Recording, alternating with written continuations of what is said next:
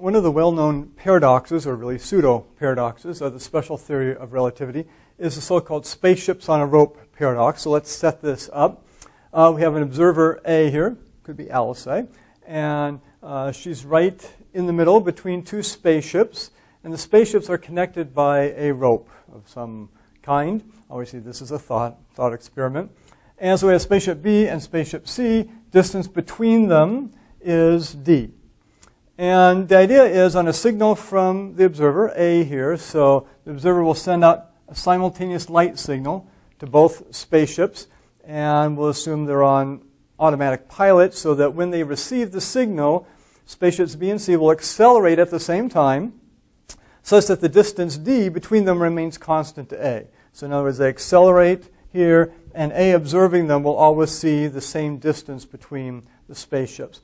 And the question is, does the rope break? And there's actually an interesting story behind this paradox. It was developed in the 1950s independently by several people. And one of those people was, for those of you who've perhaps read some in quantum mechanics, you may have heard of Bell's inequality. And so a scientist named J.S. Bell, who was working at the CERN, C-E-R-N, High Energy Physics Laboratory in France, Switzerland, in Europe. And he was working there, and he came up with this idea, and he asked some of his colleagues, presented to them and said, do you think the rope will break or not? And many of them, at first glance, would say, no, of course it's not going to break, because distance d here is always constant. No matter, you can accelerate up to relativistic speeds, but if you hold the distance constant to A, then it shouldn't break.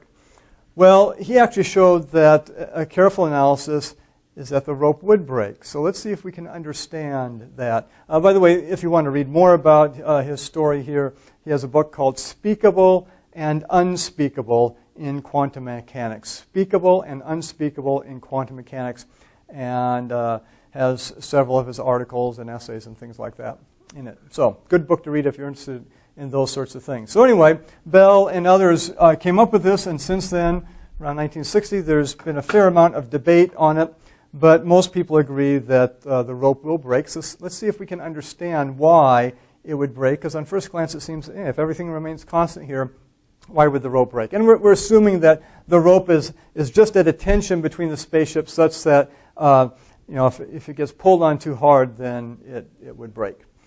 Okay, well, let's look at it from the perspective of observer A.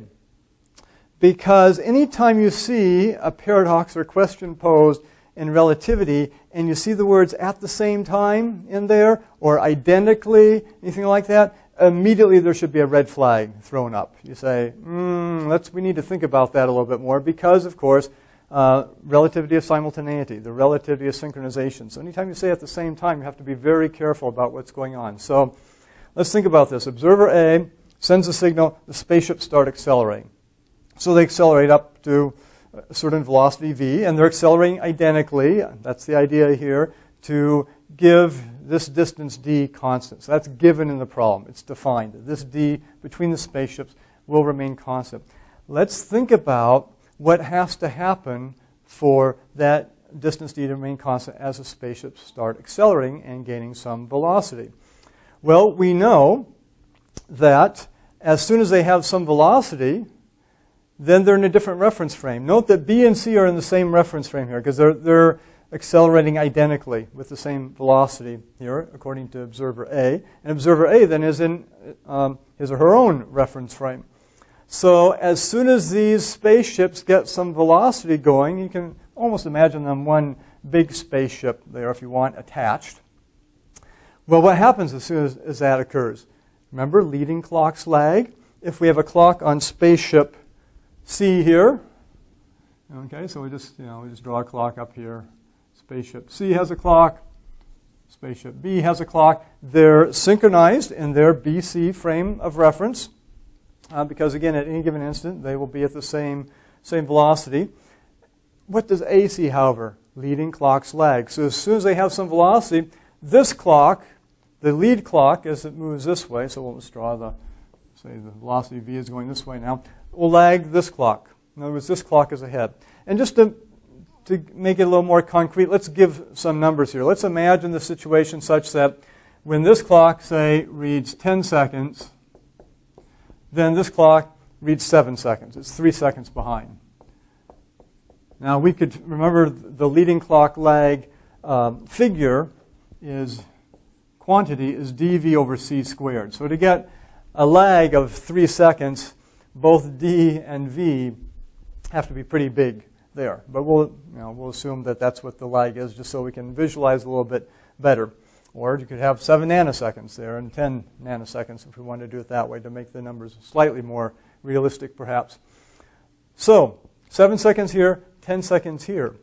What that means is if you think about accelerating identically at the same time, so remember to B and C, they're accelerating right at 10 seconds, okay, according to their system of clocks. Everything has to maintain that distance d. So to them, their velocity is always the same as they go along. But notice what that means for observer A. If spaceship B is accelerating at 10 seconds, okay, so now it's accelerating a little bit more. It's moving this way. Spaceship C, though, is only at 7 seconds according to observer A. So it's not accelerating yet. Let's just assume that every 5 seconds they do a little bit of acceleration. So at 5 seconds they did some acceleration, and then at 10 seconds they'll do some acceleration. 15 seconds they do some more acceleration and build up the velocity that way to break it up. So at 10 seconds now, spaceship B does its acceleration. But spaceship C, according to observer A, isn't accelerating yet. It still has 3 seconds to go before it gets to the time where it's supposed to accelerate. And what that means then is spaceship B here would get closer, according to observer A. In other words, spaceship B would creep in a little bit compared to spaceship C. But from the statement of the problem, we said the distance between them has to remain constant. That's how we set up the situation. So the only way that observer A can see that distance remain constant for them is if when spaceship B starts accelerating at 10 seconds, spaceship C starts accelerating at 7 seconds. Okay? So then, as far as observer A is concerned, they are accelerating identically at that point and building up their velocity. And for some of you who might be thinking, well, wait a minute, I thought we didn't deal with accelerations in the special theory of relativity. It's only inertial frames of reference, constant velocity of motion. Yes, you're absolutely right. But we can break up a situation like this in terms of acceleration to just little impulses of acceleration, just a little push and then constant velocity of motion, then another little push, constant velocity of motion, and analyze it that way. And again, here we're not going to go too precisely into all the details. We want to get the idea of what's going on in this so-called spaceships on a rope paradox and why the rope breaks. So from this analysis, we say, okay, if D is going to remain constant to observer A, if the distance there, once you have the leading clock's lag situation going on, then if spaceship B is doing a little acceleration at 10 seconds, spaceship C to observer A has to be accelerating at 7 seconds. Otherwise, that distance will decrease as spaceship B gets a little closer to spaceship C. It's going up to a little higher velocity there. So, what does that mean? Well, okay, so if observer A is seeing this accelerate at 7 seconds and this one at 10 seconds, we can certainly take a photo snapshot right there and see the rockets turn on and see the clock at 7 seconds. And we take a photo snapshot here and see the rockets turn on at 10 seconds. Okay? Well, think about that. That means spaceship C is, in terms of the BC reference frame, spaceship C is accelerating at 7 seconds. Spaceship B is not accelerating at 7 seconds. It's still waiting to get to 10 seconds. So what happens? Spaceship C moves ahead a little bit, and the rope snaps at that point. So from the BC frame of reference, we can see why you get the rope breaking. Because as observer A, again, if we're going to mandate that observer A always sees constant distance d between them, the only way that can occur as the velocity gets up there a little bit, or really any velocity in principle, but certainly you get the effects, more of the effects as you get to relativistic velocities. But for that distance d to remain constant to observer A, spaceship C has to start accelerating before spaceship B does at any given instant if we're doing those sort of spaced accelerations. And therefore, if C starts accelerating at 7 seconds And back here, spaceship B, according to observer A, is not accelerating yet. Okay? Then this one will pull and break the rope. I should say, actually, let me back up there just a minute, just to be very precise about this. In the BC frame of reference, okay? Again, we take photographs of this. Everybody has to agree on the photographs. According to observer A, to maintain that distance, we concluded spaceship C has to accelerate before spaceship B because of the leading clock's lag factor. What that means in the BC frame of reference, once again, is that if spaceship C is accelerating at 7 seconds, spaceship B is not accelerating yet because it's going to accelerate again at 10 seconds, and therefore spaceship C moves ahead a little bit, spaceship B is still waiting for the next interval of acceleration, and the rope breaks. Okay, so that's the analysis from the spaceship BC frame of reference. What about observer A? How do they explain that the rope breaks? Well, actually, for observer A, it's fairly straightforward according to the special theory of relativity, because for observer A, what you have length contraction. And if this distance d, if they start at rest, and the rest length, the proper length of the rope is d, then as soon as you get some velocity going, we know that to A, L sub A, is 1 over gamma L sub the BC frame of reference, the rest frame of reference for that rope.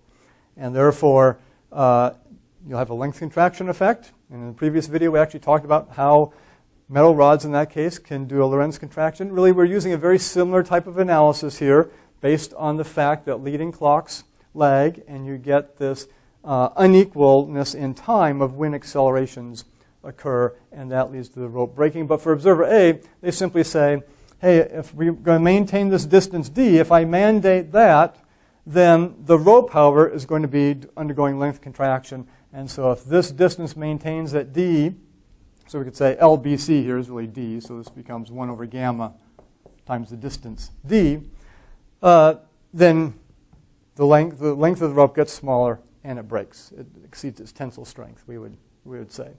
Okay? So that's the so-called spaceship on a rope paradox, or again pseudo-paradox, because using the special theory of relativity and the concepts, key concepts we've had, such as length contraction and leading clock's lag, we can see, arguing from both perspectives, both the observer A frame of reference and the spaceship BC frame of reference, they both will conclude the rope breaks, although different analyses for that.